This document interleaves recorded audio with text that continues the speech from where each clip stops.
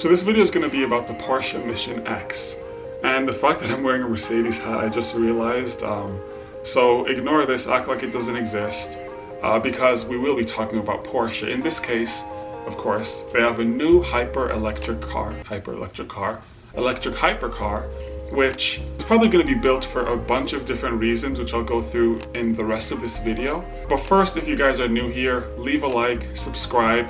Don't forget to leave a comment below on what you think of this vehicle, at least prior to the video. Or maybe if you want to wait until the end of the video and then leave a comment what you think about this vehicle, you can do that as well. But without further ado, let's start up the video.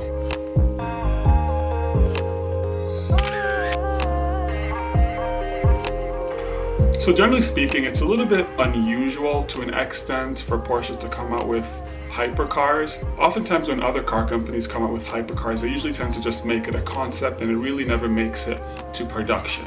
The thing with Porsche is when they do come out with hypercars or concept cars in general, more often than not, they actually do make it to production. So that's one thing about Porsche that you can bank on. In the case of this car, it's essentially one of one. It's unique design-wise, specs-wise as well.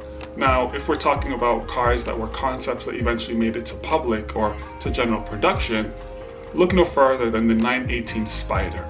Initially, this car came out as more of a concept, but over time, there's a lot of eyes that were drawn to this vehicle. And so eventually Porsche thought, maybe we should make a vehicle that people can actually go out and buy. And so eventually, the 918 Spider became a car that anybody today, if you have enough money, could go out and buy, as opposed to, again, just being a concept. And now you ask yourself, why exactly are they building this vehicle? My guess would probably be because they're essentially trying to set the record at the Nürburgring Ring, which is funny because if you look at the Nürburgring Ring, Porsche has several of their vehicles that have actually been on the list alongside a bunch of other vehicles as well. But it seems as if this hypercar, they're trying to build it to set the new standard for what hypercars are supposed to look like and how they're supposed to perform. So, of course, in the near future, we're probably going to see how it goes around the Nürburgring and how it performs. My assumption is that this car in the near future is probably going to end up being #1.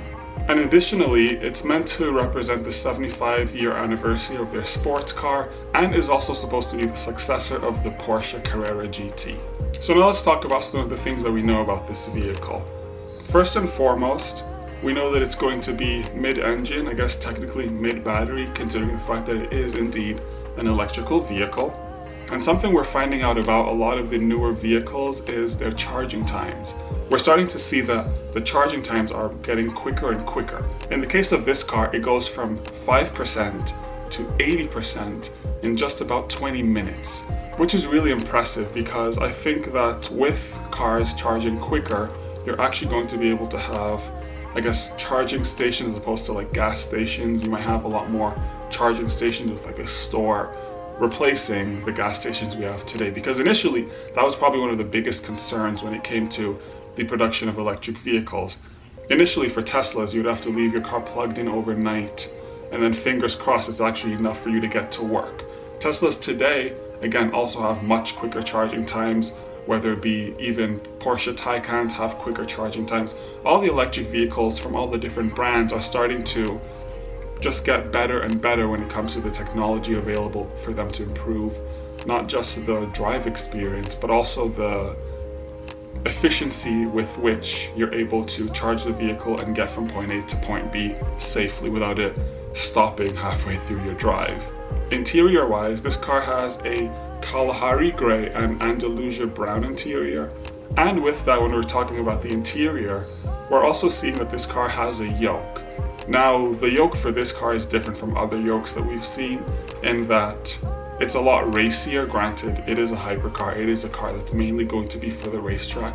Could potentially be a street car or a car for the road, I guess, because street car technically is more like a train depending on where you're from. But this car could potentially be a car that you drive on the road. But I think first and foremost, it's going to be geared towards performance on a track. But I wouldn't be surprised to see this car make it to mass production in the near future. So let me know what you guys think about this car. Do you like it? Do you not?